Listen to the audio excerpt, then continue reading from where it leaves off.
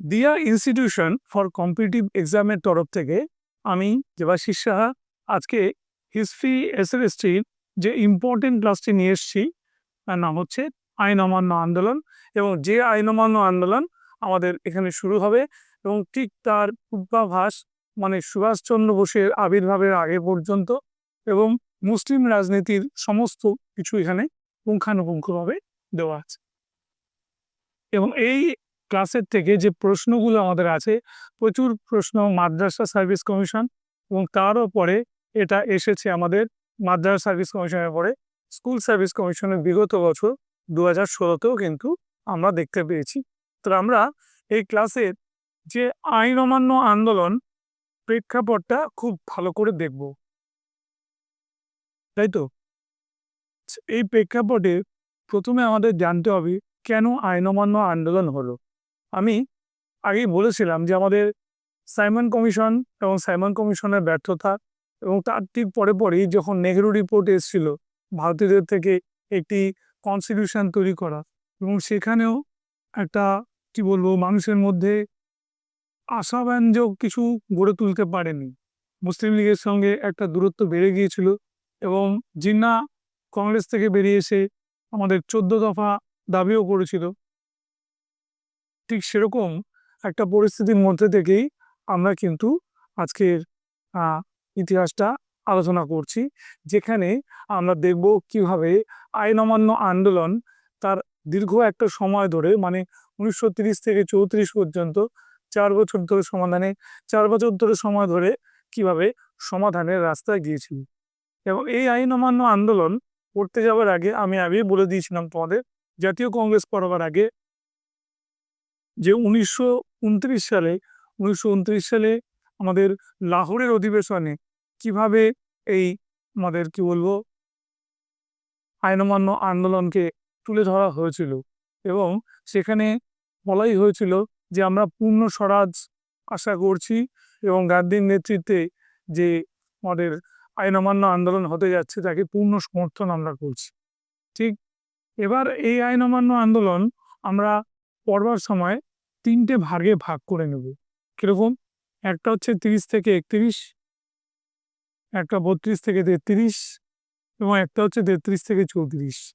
ঠিক যদি তোমাকে কখনো বলা হয় যে 30 থেকে 31-এর আইন অমান্য আন্দোলনের সবচেয়ে বড় ধারা কি, মানে সবচেয়ে বড় ঘটনাটা কি ঘটেছিল, তাই তো? তাহলে এখানে জানবো আমরা যে ধর্ষণা সত্যাগ্রহটা প্রথম পর্যায়ে হয়েছিল।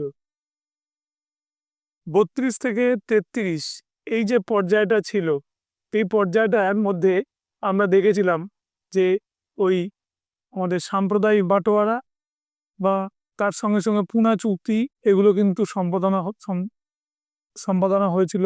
এবং এগুলো সম্পাদনের সঙ্গে সঙ্গে এটাও আমরা দেখেছিলাম যে গান্ধীজি হরিজন যাত্রা করেছিল। বেশ, আবার তৃতীয় পর্যায়ে যখন দেখি 33 থেকে 34 এই সময়টা, এইখানটায় আমরা দেখতেই পাই যে এই আন্দোলন যখন এপ্রিল মাসে স্তীমিত হয়ে যায়, কিভাবে আমাদের তৈরি হয়ে যায় বড় বড় দলগুলো।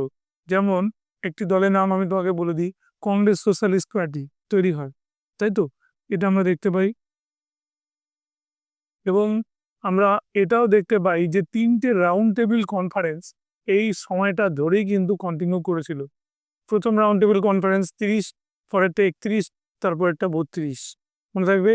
এবং জাতীয় কংগ্রেসের তরফ থেকে গান্ধীজি আমাদের 1931-এর তোমার কি বলবো গোলটেবিল বৈঠকে কিন্তু কংগ্রেসের রিপ্রেজেন্টেটিভ হয়ে জয়েন করেছিল। ঠিক আছে, এটাকে আমরা লবণ সত্যাগ্রহ বলি। 30 থেকে 31-এ আমরা যেটা বললাম সেখানে ডান্ডি মার্চতে উঠে আসে এই জায়গাতে, তাই তো? ডান্ডি মার্চ, ডান্ডি অভিযান। এবার ডান্ডি অভিযানের কথা যখন আমরা বলছি সেখানেই বলে দিই যে সবরমতী আশ্রম থেকে এই যাত্রাটা শুরু হয়েছিল। এবং সবরমতী আশ্রম থেকে যখন এই যাত্রাটা শুরু হয় তখন মনে রাখবে ভালো করে, আমাদের সবরমতী থেকে যাত্রা শুরু হওয়ার সময় গান্ধীকে ধরলে 79 জন আর গান্ধীকে বাদ দিলে 78 জন।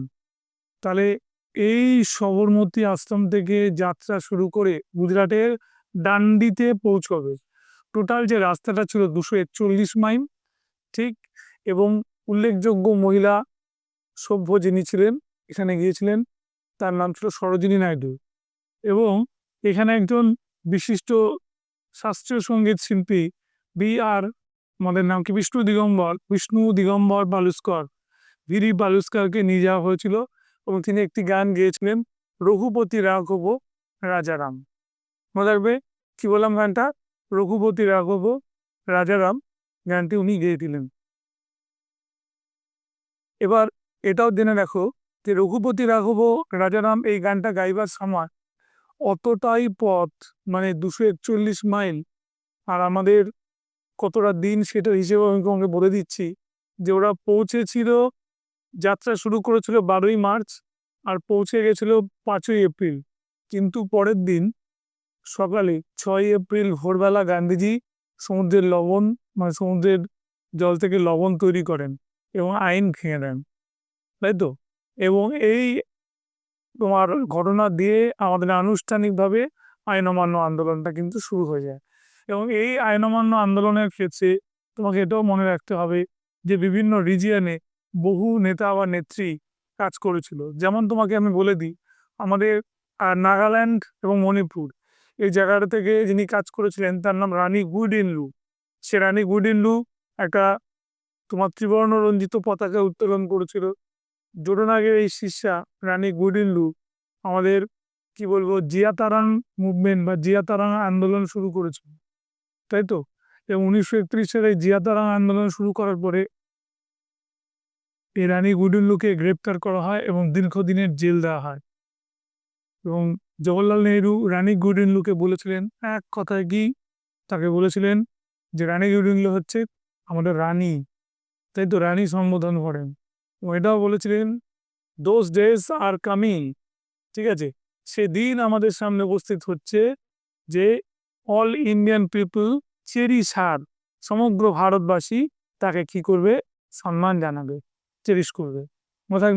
তাহলে এই যে ব্যাপারটা আমি বললাম গুইডিনলু সম্পর্কে, তিনি একজন বিশিষ্ট নেতা। নেক্সট বিশিষ্ট নেতার মধ্যে উঠে আসবে আমাদের, যখন আমরা দেখেছিলাম পেশোয়ার, তাই তো, মানে হচ্ছে নর্থ ওয়েস্টার্ন ফ্রন্টিয়ার প্রভিন্সে নেতৃত্ব দিয়েছিলেন এক বিখ্যাত গান্ধীবাদী নেতা, যার নাম খান আব্দুল গফর খান। এই খান আব্দুল গফর খানের কি বলবো, খান আব্দুল গফর খানের যে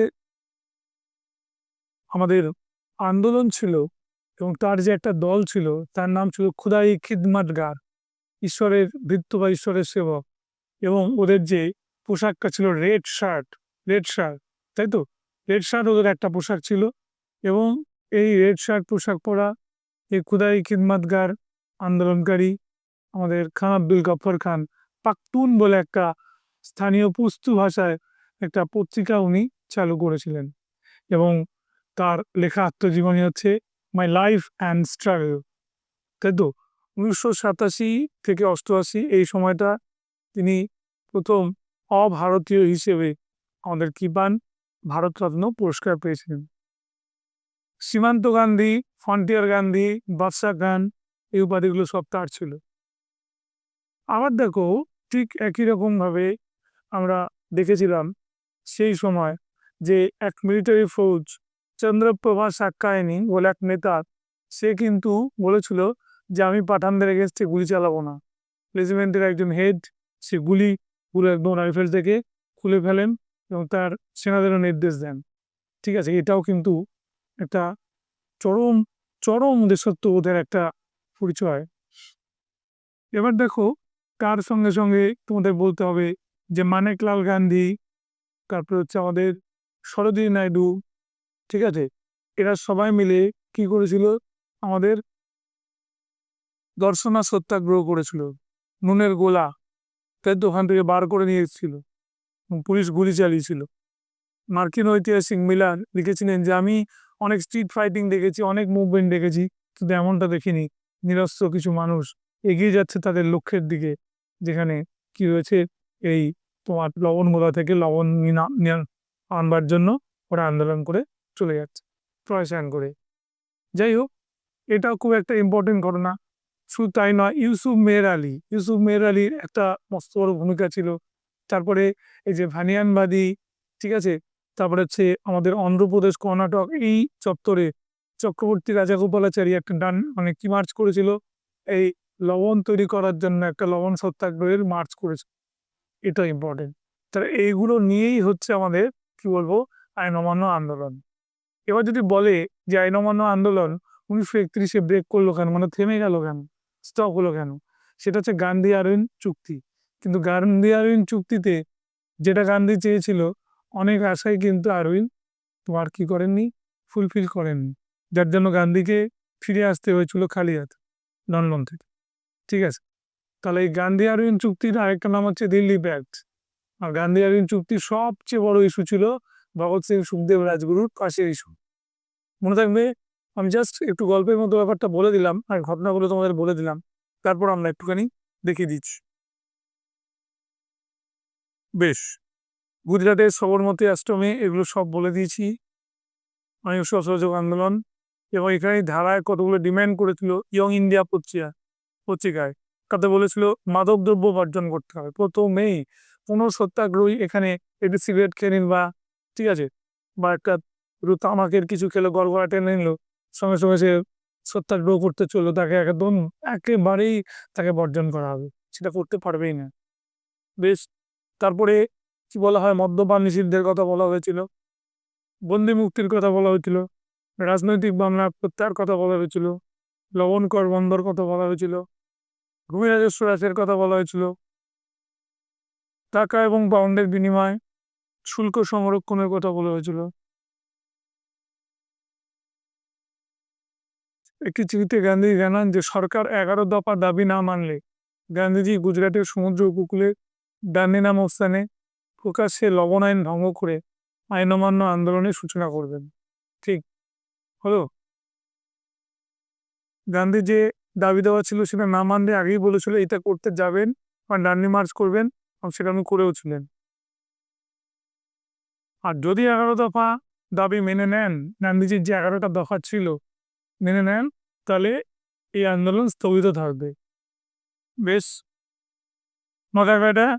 হুম।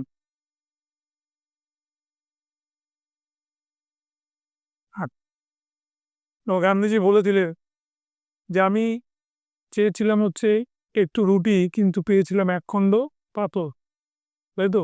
নতজানু হয়ে আমি সরকারের কাছে চেয়েছিলাম একখণ্ড রুটি, পেয়েছিলাম একখণ্ড পাথর।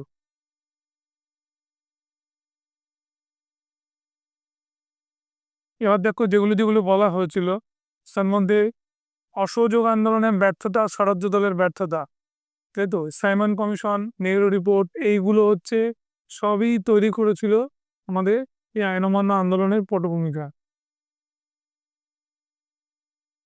এবং কমিউনিস্টদের যেভাবে গ্রেপ্তার করা হচ্ছিল ওটাকে উনি মেনে নেন। আচ্ছা, এই যে সবই আছে।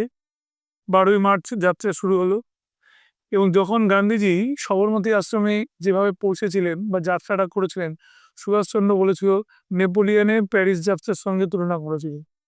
ঠিক আছে, 24 দিন 241 মাইল। ঠিক আছে, 6 এপ্রিল ইনি তৈরি করেন। বিশিষ্ট সঙ্গীতজ্ঞ বিষ্ণু দিগম্বর পলস্কর ডান্ডি মার্চের সময় গিয়েছিলেন রঘুপতি রাঘব রাজারাম গানটি। হ্যাঁ, এখানটা ইনভার্টেড কস করে দিলাম, এটা পরীক্ষা দেয়। সিজিএলে দিয়েছিল, এটা আবার মাল্টিটাস্ক সিংও দিয়েছিল। নীরব তীর্থযাত্রা, এটা বলেছিল জওয়াহরলাল নেহরু, তাই তো। উইথ পিলগ্রিমেজ বলে উল্লেখ করেছিল। ডান্ডি যাত্রাকে নেপোলিয়নের এলবা প্রত্যাবর্তনের পর প্যারিস যাত্রার সঙ্গে তুলনা করেছিলেন। কি সব ভুলে গেলে খালি মনে রাখবে প্যারিস যাত্রা। স্কুল সার্ভিসের স্টুডেন্ট, এলবা দ্বীপ তোমাদের মনে আছে, কাউ বলছি ভুলে গেলে প্যারিস যাত্রার সঙ্গে তুলনার কথা বলবে। লবণ সত্যাগ্রহ আন্দোলনকে জাতীয় সপ্তাহ ঘোষণা করা হয়েছিল 6 থেকে 13 এপ্রিল 1930-এ। ঠিক আছে, গুজরাট থেকে বাংলা, বিহার, উড়িষ্যা, উত্তরপ্রদেশ, কর্ণাটক, মধ্যপ্রদেশ, উত্তর পশ্চিম সীমান্ত, দিল্লি, মাদ্রাস, বোম্বে, অন্ধ্রপ্রদেশ, মালাবার হয়ে সমগ্র ভারতে আইন অমান্য আন্দোলন শুরু হয়েছিল। বলে দিই, গুজরাট ভালো করে মনে রাখবে, বাংলা মনে রাখবে, ঠিক আছে, কর্ণাটক মনে রাখবে, উত্তর পশ্চিম সীমান্ত প্রদেশ, বম্বে, ইউসুফ মেহের আলী বম্বে থেকে, অন্ধ্রপ্রদেশ, লাল দাগ দিলাম যেগুলো সেগুলো মনে রাখবে। যোগেন্দ্রমোহন সেনগুপ্ত একবার সরকারিভাবে নিষিদ্ধ রচনা পাঠ করে রাজদ্রোহ আইন ভঙ্গ করেন, ঠিক আছে। এছাড়া বাংলায় অনেকেই ছিল, কুমারচন্দ্র জানা, যাদবেন্দ্র পাজা, প্রফুল্লচন্দ্র সেন, ঠিক আছে, এরা সবাই কাজ করেছিল। এদের মধ্যে উড়িষ্যার একজনের কথা মনে রাখবে, উৎকলমণি গোপবন্ধু চৌধুরীর নেতৃত্বে বালেশ্বর, কটক ও পুরী জেলায় ব্যাপকভাবে আইন অমান্য ও সত্যাগ্রহ আন্দোলন চলতে থাকে। নাগাভূমিতে রানী গুইডিনলু বিশেষ ভূমিকা গ্রহণ করে, তাই তো, রানী জিয়া তারা আন্দোলন।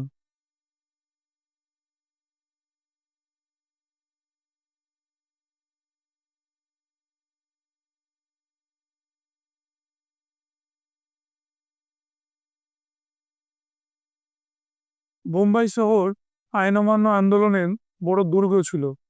গান্ধীপন্থী শেখ জামনালাল বাজাজ এবং যুবনেতা ইউসুফ মেহের আলী ও কে এফ নরিম্যানের নেতৃত্বে এই আন্দোলনটা চলতে থাকে, যা বললাম।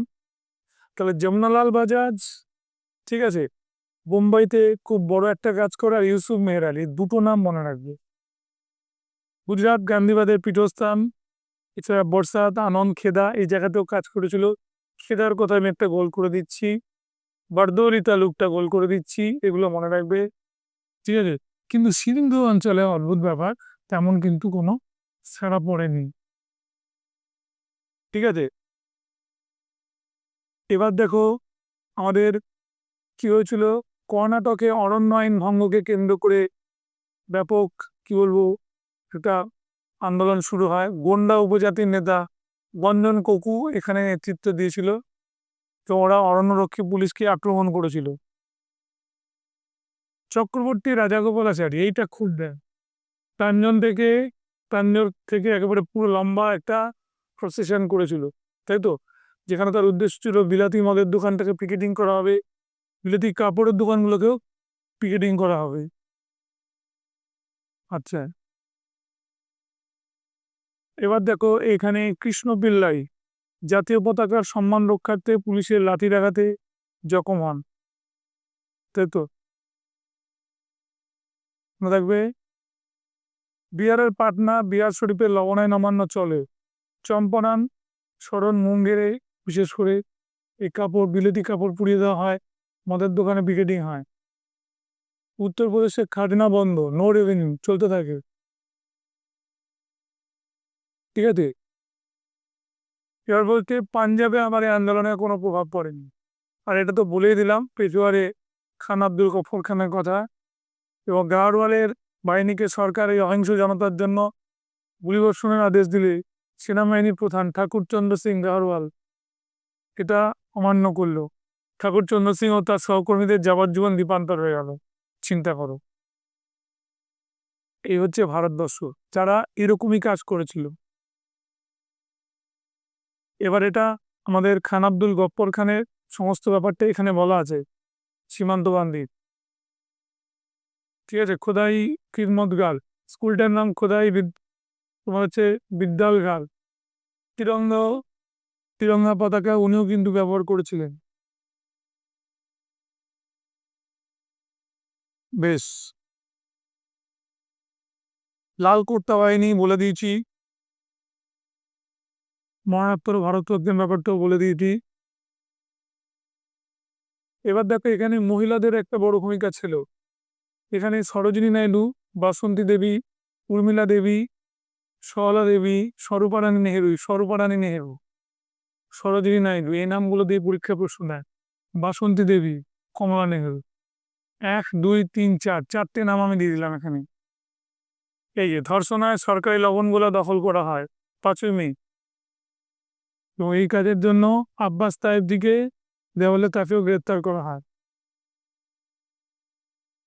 তারপরে এই কাজটা করেন সরোজিনী নাইডু, তাই তো। ওয়েব মিলার এটা একটা বর্ণনা দিয়েছিল মানিকলাল গান্ধীকে নিয়ে। এবার বেঙ্গল ক্রিমিনাল ল এটাকে আবার চালু করা হয়েছিল।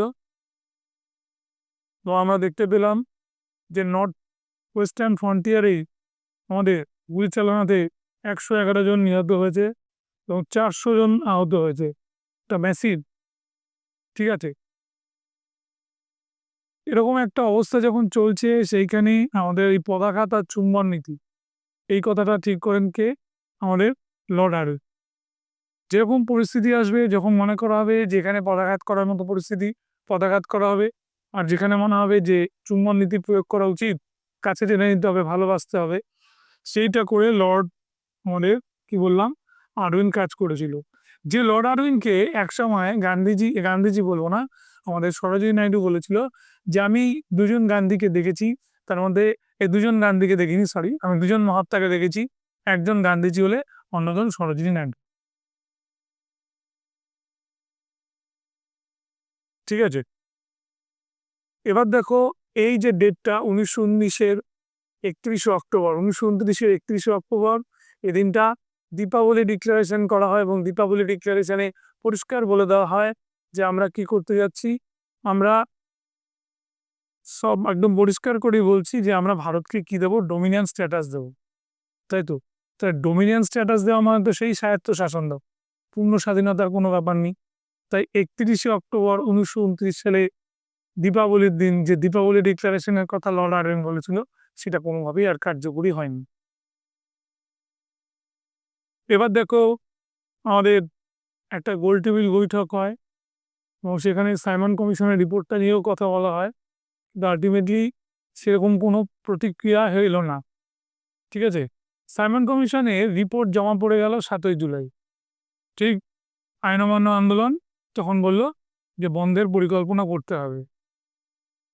30 খ্রিস্টাব্দের আগস্টে এম.আর. জয়কার, তেজ বাহাদুর সপ্রু, ন্যাশনাল লিবারেল ফেডারেশন দলের সদস্যরা সরকারের সঙ্গে আলোচনা বসতে রাজি হলো। ঠিক আছে, চলো আমরা নয় নেগোসিয়েশন করবো বা আলোচনা করবো, অন্তপক্ষে একটা কনভারসেশন তো হোক, তারপর না নেগোসিয়েশন হবে, একটা আলাপ আলোচনা তো হোক।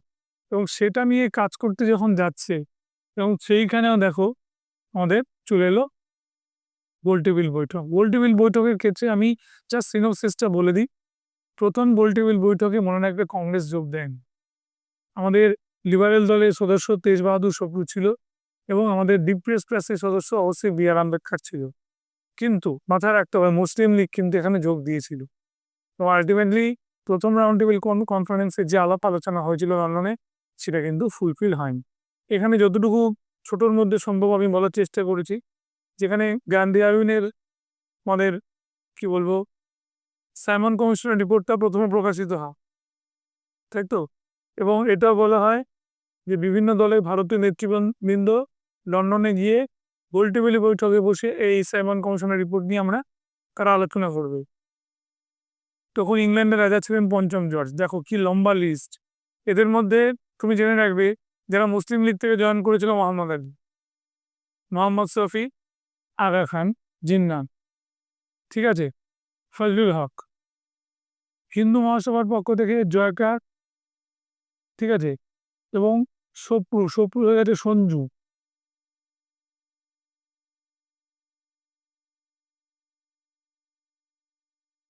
সপ্রু, তেজ বাহাদুর সপ্রু, মনে থাকবে সপ্রু ও চিন্তামণি শ্রীনিবাস শাস্ত্রী। এবার তপশিলি জাতি থেকে বি.আর. আম্বেদকর ও বেশ কয়েকজন দেশীয় রাজা এই অধিবেশনে যোগ দিয়েছিল। এখানে মনে রাখবে লিবারেল দলের সদস্যরা ইম্পর্টেন্ট আর মুসলিম লীগের সদস্যরা ইম্পর্টেন্ট। আর যদি বলে ডিপ্রেস ক্লাস থেকে একজন প্রতিনিধি অবশ্যই হবে আম্বেদকর। সহজ জিনিসটা জেনে রাখো, বি.আর. আম্বেদকর আর তেজ বাহাদুর সপ্রু 3টে রাউন্ড টেবিল কনফারেন্সে কিন্তু যোগ দিয়েছিল। কংগ্রেস ভারতের সর্ববৃহৎ দল হিসেবে যোগদান করা বৈঠক ব্যর্থ হয়ে যায়। কি হলো, কংগ্রেস যখন এখানে যোগ দিল না, তাহলে সর্বভারতীয় বৈঠকটার কি মূল্য রইল? পুরোপুরি এটা বাতিল হয়ে ঠিক হয়ে গেল।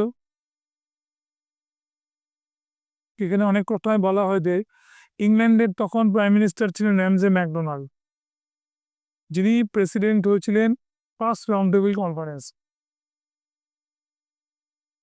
ঠিক আছে, এবার মুসলিমদের সাম্প্রদায়িকতার ভিত্তিতে পৃথক দফা নির্বাচনের দাবি সহ জিন্নার বিখ্যাত 14 দফা দাবি পেশ করেন।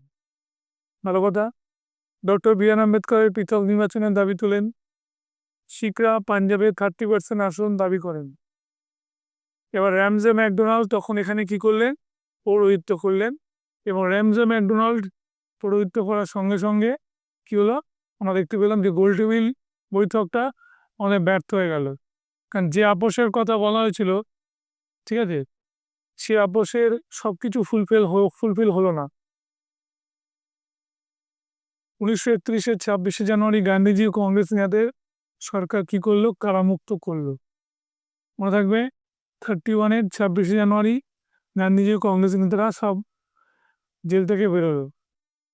এবার দেখো, গোলটেবিল বৈঠকে অংশগ্রহণকারী তেজ বাহাদুর সপ্রুটাকে সৌম্য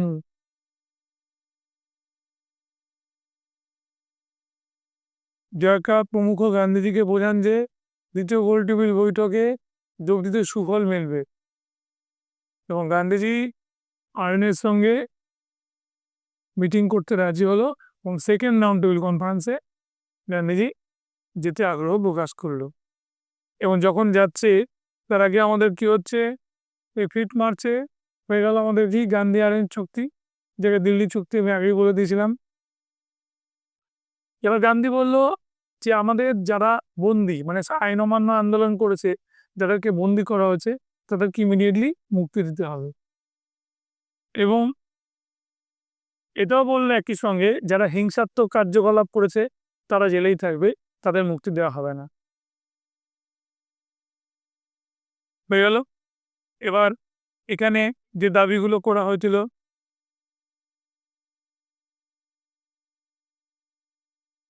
গান্ধীর দ্বিতীয় দাবি ছিল লবণ তৈরি আইনসঙ্গত বলে স্বীকৃত হবে।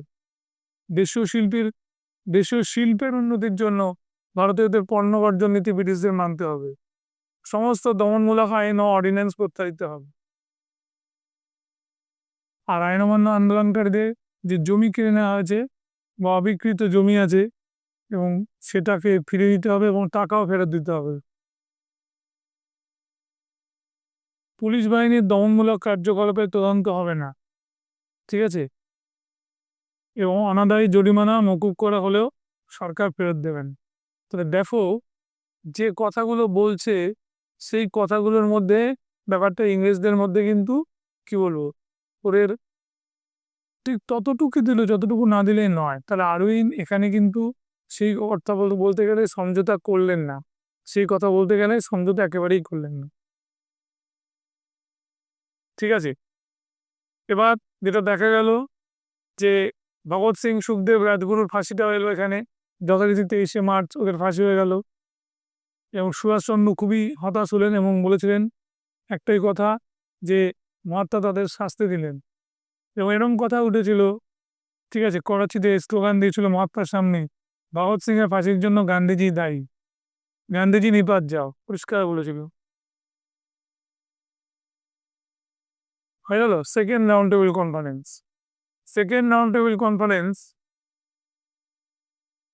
ঠিক আছে, 1931 খ্রিস্টাব্দের আগস্ট মাসে লন্ডন অভিমুখে আমাদের যখন গান্ধী যাত্রা করলো, ঠিক এরপরে যে একটা সুরাহা মিলবে, তাই তো। এবং করাচি কংগ্রেসের 1931 সালে যখন গান্ধীজি আমাদের কি বলবো প্রেসিডেন্সিয়াল অ্যাড্রেস বলবো না, তার কংগ্রেসের সদস্যরা একটা বক্তৃতা দিতে উঠেছিলেন, তখন বলেছিলেন যে একদিন গান্ধী থাকবে না, কিন্তু গান্ধীবাদ থেকে যাবে। ঠিক আছে, মনে থাকবে। বেশ,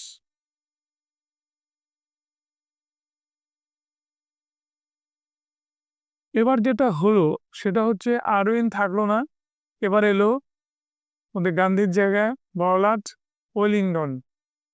ওয়েলিংটন। ঠিক আছে, এবার গান্ধী আনসারিকে চাইলো। কেন চাইলো?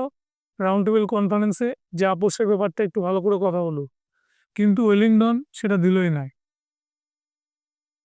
ওয়েলিংটন সেই সুযোগটা দিলই না। ঠিক আছে, নাইডু এলেন ওমেন রিপ্রেজেন্টেটিভ হয়ে, মহিলাদের মানে প্রতিনিধি হয়ে, এবং মদন মোহন মালব্যকে নিয়ে আসা হয়।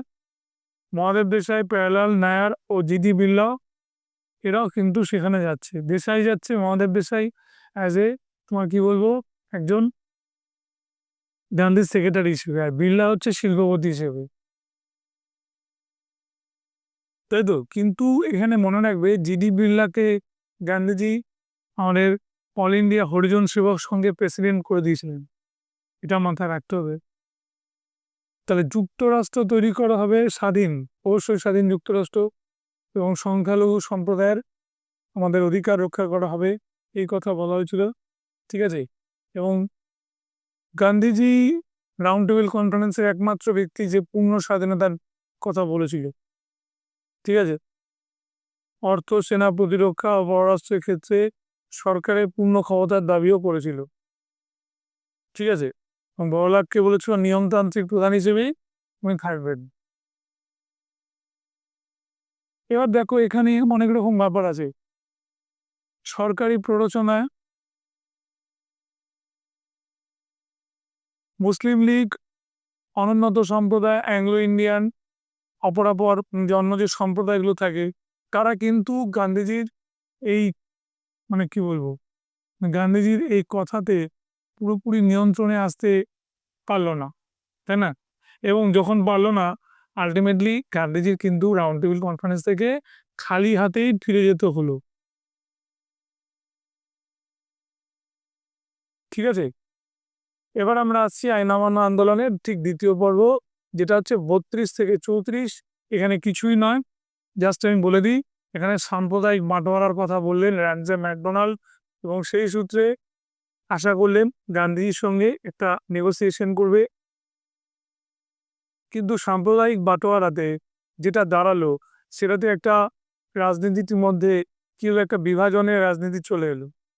তাই, এবং এখানে আমাদের কি বলবো, র্যামজে ম্যাকডোনাল্ডের সেই কথা অনুযায়ী আমাদের, ধরো, ভারতবর্ষে ইন্ডিয়ান খ্রিস্টান, ভারতবর্ষের অনুন্নত সম্প্রদায়, তাই তো, এবং তার সঙ্গে সঙ্গে যারা উচ্চ বর্ণের সম্প্রদায়, তাদের ভবিষ্যৎ কিভাবে নির্ধারিত হবে তার একটা পরিষ্কার ধারণা কিন্তু দিতে পারলেন না সাম্প্রদায়িক বাটোয়ারা। ঠিক আছে। তাই এটাকে এক কথায় বলা হয়েছিল কি, সাম্প্রদায়িক রোয়েদাদ। ঠিক আছে। সাম্প্রদায়িক বাটোয়ারা বা সাম্প্রদায়িক রোয়েদাদ। এবার দেখো এখানে অনেক কিছুই বলা হয়েছিল। যেমন একটা কথা বলা হয়েছিল, অনুন্নত শ্রেণীর জন্য হিন্দুদের, অনুন্নত শ্রেণীর হিন্দুদের বলা হবে সাধারণ নির্বাচন কেন্দ্রে ভোটারদের মধ্যে ভোট দিতে পারবে, এবং তাদের প্রতিনিধি নির্বাচনে সেই কেন্দ্রে অন্যান্যদের মতোই প্রতিদ্বন্দ্বিতা, অন্যান্যদের মতোই প্রতিদ্বন্দ্বিতা মানে রিপ্রেজেন্ট করে কি করবে, এই প্রতিদ্বন্দ্বিতা করতে পারবে। এবার বলছে পিছিয়ে পড়া অনুন্নত সম্প্রদায়, পিছিয়ে পড়া অনুন্নত হিন্দুদের সাথে কিছু আসন কেবলমাত্র এই শ্রেণীর জন্যই সংরক্ষণ করা হলো। ঠিক আছে। কেন্দ্রে অনুন্নত শ্রেণী প্রার্থী নির্বাচনের জন্য কেবলমাত্র অনুকৃত শ্রেণী নির্বাচনে ভোট দিতে পারবে। ঠিক আছে। কেবলমাত্র অনুকৃত, অনুন্নত হয়ে গেল। এবং আইনসভা নির্বাচনে স্বতন্ত্রভাবে ভোটদান করার কথা বলা হলো। লক্ষ্য করে দেখো এইখানে আমাদের অনেকটা বেশি এমফাসাইজ করা হলো অনুন্নত সম্প্রদায়ের প্রতি। বি আর আম্বেদকর পরিষ্কার বললেন যে আমার এগুলো সমস্ত দয়া দাক্ষিণ্যে আমার দরকার নেই। ঠিক আছে। অনুন্নত সম্প্রদায় তারা যথেষ্ট শিক্ষিত, তাদের সুযোগ দেওয়া হলে সেই শিক্ষা ওরা অর্জন করতে পারে। কারণ বি আর আম্বেদকর নিজেই আমাদের ডিএসসি ডিগ্রি লাভ করেছিলেন সেই যুগে, ইকোনমিক্সে, তাই তো। এবং তার জন্য যেটা হয়ে দাঁড়ালো সেটা হচ্ছে, এটা বি আর আম্বেদকরকে একেবারেই সন্তুষ্ট করতে পারবে না।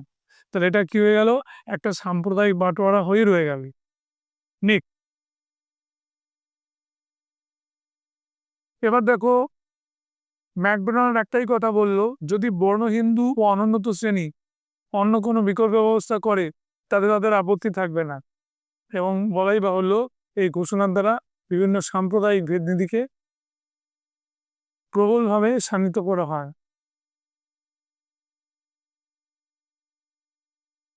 প্রবলভাবে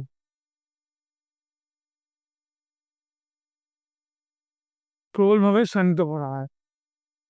ঠিক আছে, মনে রাখবে। তাহলে যেটা বলা দেখা গেল যে মহারাষ্ট্রে ধরো অনুন্নত সম্প্রদায় রয়েছে, সেখানে এটা কাজ করবে, অন্য জায়গায় কম হলে কি কাজ করবে না? বেশ, এবার তারপরে চলে যাই আমরা এই দিকটাতে, যে ম্যাকডোনাল্ড যখন এরকমই একটা পরিস্থিতির কথা ভাবনা চিন্তা করলো, তখন তিনি গান্ধীজির কথা ভাবতে শুরু করলেন। এবার গান্ধীজি অলরেডি তখন জেলে আবার আটক বন্দী হয়ে গেছেন দ্বিতীয় পর্যায়ে আইন অমান্য আন্দোলন করবার জন্য।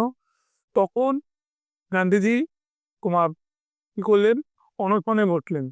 এই সময় আম্বেদকরকে বলা হলো, আম্বেদকর ভারী চমৎকার একটা কথা বলেছিলেন। উনি বললেন যে অনুন্নত যে ব্যাপারটা, এটা একটা সৃষ্টি করা ব্যাপার, তাই না? সভ্যতার শুরুতেই এটা ছিল না। উনি এটাও বললেন যে আগে ব্রাহ্মণ, ক্ষত্রিয়, বৈশ্য এই তিনটে জাতি ছিল, শূদ্র বলে কোনো কিছু ছিল না। পরবর্তী বৈদিক যুগে শূদ্র বলে যে কনসেপ্টটা আসছে, সেটা মনুস্মৃতির থেকে, তাই তো। সো কল্ড যারা ক্ষত্রিয় ছিল, ক্ষত্রিয়র সঙ্গে ক্ষত্রিয় যুদ্ধ হতো, যারা যুদ্ধে পরাস্ত হতো, ব্রাহ্মণরা বলতো যে তুমি গরু দাও বা জমি দাও, তোমাদের সব কিছু ফিরে পাবে, এবং এই প্রতিশ্রুতি দিয়ে প্রতিশ্রুতি ভঙ্গ করতো। তাদের তরফ থেকেই আমরা কি দেখতে পেতাম, এই ক্ষয়ক্ষতির ব্যাপারটা চলে আসতো। ক্ষয়ক্ষতির ব্যাপারটা চলে আসতো মানে যে আলটিমেটলি তাদের, তারা সেই একেবারে আইসোলেট হয়ে গিয়ে তোমার কি হয়ে গেছিল, শূদ্র হয়ে গেছিল। স্যার কিভাবে? কারণ ব্রাহ্মণ বলতো যে তোমাদের বাড়ির মেয়ের সঙ্গে ওই বাড়ির ছেলের বিয়ে দিয়ে একটা এমন সম্বন্ধ করে দেবো যেটা তুমি আর এরকম ভাবে কোণঠাসা ক্ষত্রিয় থাকবে না। ঠিক আছে, তো তার আগেই তো প্রতিবাদ করেছে যে গরু দিয়েও হেরেছে এবং জমি দিয়েও হেরেছে, সে লোকটার ব্রাহ্মণকে বিশ্বাস করতে পারলো না, এবং আলটিমেটলি যেটা হলো, সে হয়ে গেল কি, আমার পুরোপুরি রূপান্তরিত হলো কিসে, শূদ্রে রূপান্তরিত। তাহলে হু আর শূদ্রাস গ্রন্থে যে ব্যাখ্যা করলেন আম্বেদকর, তিনি পরিষ্কার করে দিলেন এবং গান্ধীর উদ্দেশ্যে একটাই কথা বললেন যে দেখুন, এই আমাদের যে সমস্যা, আমরা যে সমস্যাটা এখন ফেস করছি, সেটা একটা সামাজিক সমস্যা। একটা অনুন্নত সম্প্রদায়, কাস্ট, হিন্দু, আপনি যা বলেন, এগুলো একটা সামাজিক সমস্যা। এই সামাজিক সমস্যাটাকে দূর করবার জন্য, সামাজিক সমস্যাকে দূর করবার জন্য কোনো একটা রাজনৈতিক কিছুর মধ্যে না যাওয়াই ভালো। তা এটা তো রাজনৈতিক সমস্যা নয়, তাহলে এটা আমি রাজনীতির মধ্যে আমি নিয়ে যাবো কেন? এবার কনভিন্স করা গেল না কাকে, আমাদের আম্বেদকরকে। তখন গান্ধীজি জেলে যখন অনশন করতে শুরু করলেন, সেই অবস্থায় কংগ্রেসের নেতারা আম্বেদকরকে বলেন যে আপনি যদি এই পুনা প্যাক্টে না আসেন, পুনা চুক্তিতে সই করতে না আসেন, তাহলে কিন্তু কি হবে, বলে গান্ধীজি অনশনের ফলে মৃত্যু হবে। তখন আম্বেদকর গান্ধীজিকে বাঁচানোর জন্য কি করলেন, এইখানে চলে এলেন, আমাদের কি বলবো, সাইন করলেন আমাদের এই বিখ্যাত পুনা প্যাক্ট। এবং পুনা প্যাক্টে গান্ধীজির জায়গায়, গান্ধীর বিহাফ হয়ে, মানে গান্ধীর পরিবর্তে যিনি সই করে দিচ্ছিলেন, তিনি আর কেউ নন, তিনি হলেন মদন মোহন মালব্য। মজাবের, এটা হচ্ছে পুনা চুক্তির মূল থিম, মূল ব্যাপারটা। গান্ধী উপহার দিলেন, কি উপহার দিলেন, সেটা বলা হলো। গান্ধী বললেন যে অনুন্নত সম্প্রদায়ের 247টা সিট থাকে, সেটা 71টা সিট থাকে যেটা করে রেখেছে, সে 71টা সিটকে বাড়িয়ে 147 করা হোক, সে 147টাই করে দেওয়া হয়েছে। ঠিক আছে, রাজনীতি রাজনীতি রাজনীতি কোনোদিনও করবে না। ঠিক আছে, ইয়ার বেত,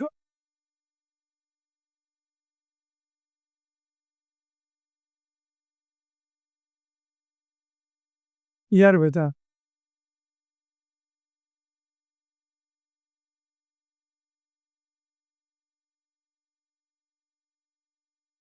আমার অনশনে গান্ধীজির অবস্থা আশঙ্কাজনক হয়ে ওঠে। ঠিক মালব্যের উদ্যোগে ডক্টর বি আর আম্বেদকর সহ অন্যান্য নেতারা পুনরায় আবার আলোচনায় বসেন। ঠিক আশ্বস্ত হন এবং গান্ধীজিকে বিনা শর্তে 26শে সেপ্টেম্বর 32 মুক্তি দেওয়া হয়।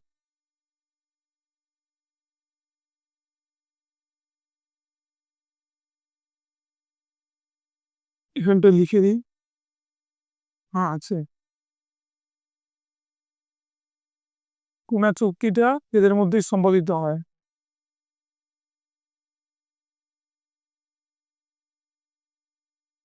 ও চুক্তি সম্পাদন করেন।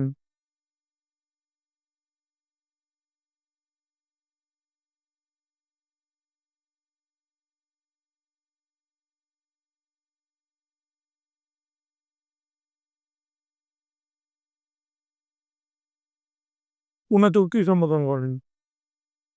ঠিক আছে, আর রাউন্ড টেবিল কনফারেন্স খালি মনে রাখবে যে এটা আম্বেদকর এখানেও যোগ দিয়েছিল, সুপ্রু এখানে যোগ দিয়েছিল, জাতীয় কংগ্রেস এই বৈঠকেও যোগ দেয়নি, বেশ এটা খালি মনে রাখবে। এবং এখানে আলোচনা করা হয়েছিল ভারত শাসন আইন নিয়ে 35। ঠিক, গান্ধী অরবিন্দ চুক্তি কোনোভাবেই কোনো কাজ করলো না। এবং এই সময় জওহরলাল নেহরু, পুরুষোত্তম দাস ট্যান্ডন ও অনেকেই, খান আব্দুল গফর খান ও তার বড় ভাইকে, লালকর্তা বাহিনীকে সবাই গ্রেপ্তার করে নিয়েছে। এবার জওহরলাল নেহরু তোমার অ্যাকিউজড হয়েছিল উত্তরপ্রদেশের খাজনা বন্ধ আন্দোলনে যোগ দিয়েছিল বলে। ঠিক আছে,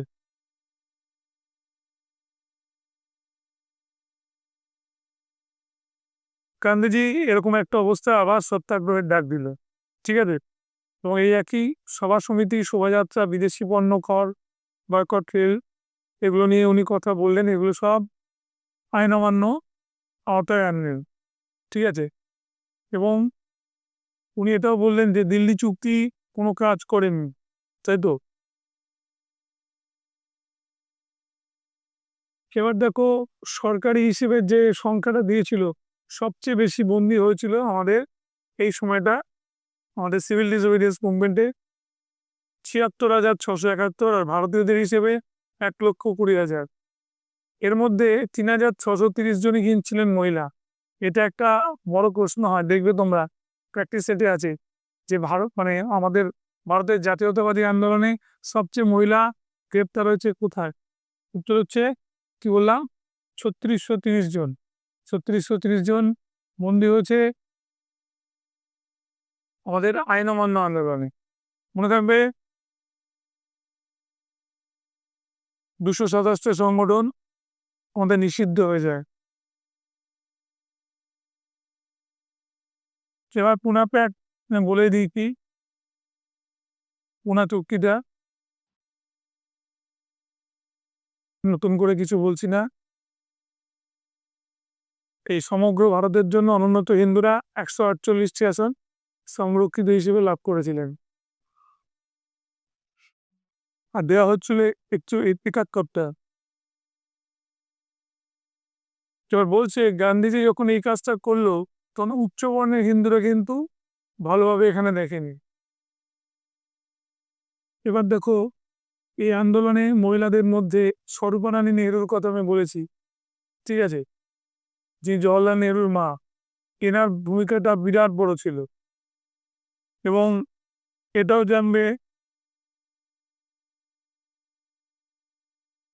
অল ইন্ডিয়া হরিজন সেবক সংঘ তৈরি হয়েছিল 1932 সালে, জিডি বিড়লাকে এর প্রেসিডেন্ট করা হয়েছিল। লিখে রাখি এখানটাতে, সভাপতি জিডি বিড়লা।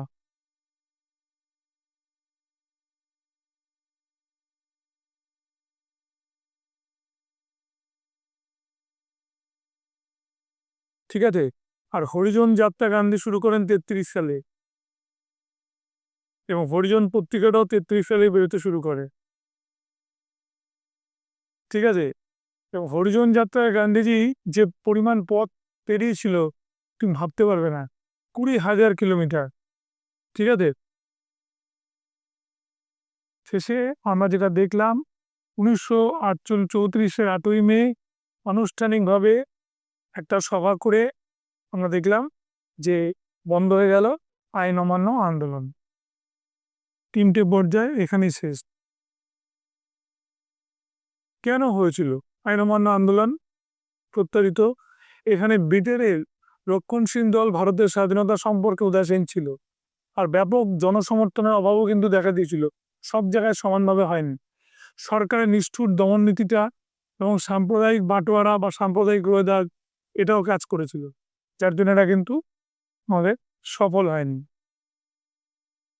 তাই তো, মনে থাকবে কেন এটা তুলে নেওয়া হলো।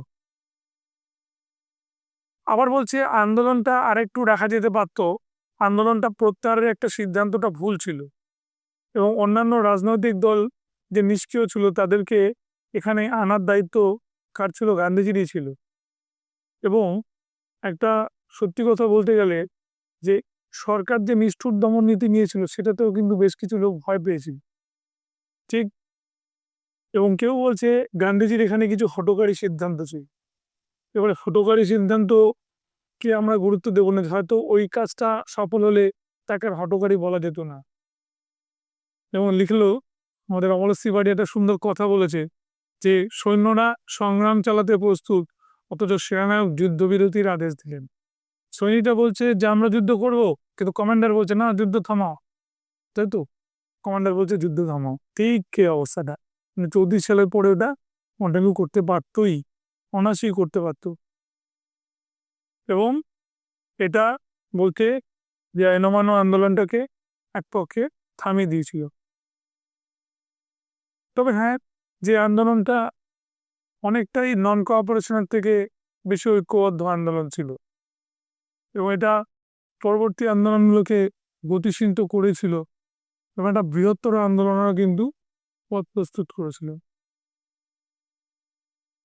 ঠিক আছে, এটা মনে রাখবে। দেশীয় শিল্পে কিন্তু শ্রীবৃদ্ধি অবশ্যই ঘটেছিল এই আইনের ফলে,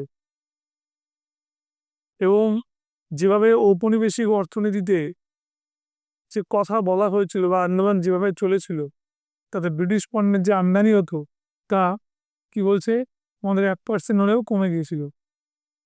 মনে রাখবে, বলছে ভারতের স্বরাজ প্রতিষ্ঠার জন্য এই আন্দোলনে গুরুত্ব সর্বাধিক পরিমাণে থাকবে।